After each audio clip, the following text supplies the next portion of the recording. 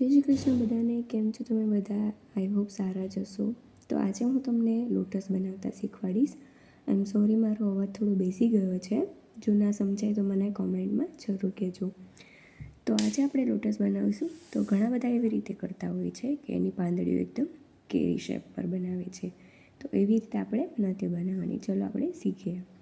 તો પાંદડીને આગળથી થોડો તો રાઉન્ડ આપી અને નીચે સ્ટ્રેટ લઈ જવાની છે. એવી જ રીતે આપણે બીજી બાજુ પણ કરી લઈશું. અને હા, બંને બાજુ પાંદડી એકદમ સેમ થવી જોઈએ. એવું નહીં કે એક બાજુ નાની અને એક બાજુ મોટી થશે.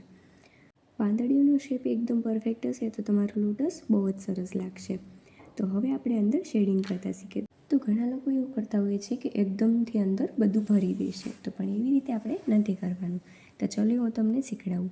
તો અંદર આપણે એક આછી લાઈન ડ્રો કરવાની છે અને એના અકોર્ડિંગ આપણે શેડિંગ કરવાનું છે.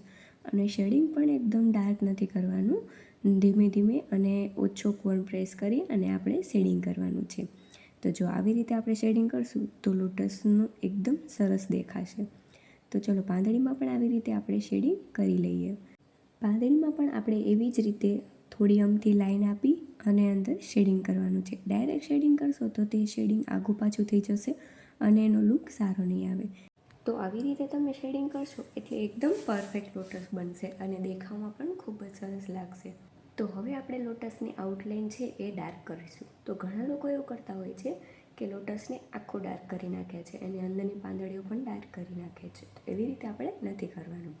તો એની જે આઉટસાઇડ હોય એને જ આપણે ડાર્ક કરવાની છે.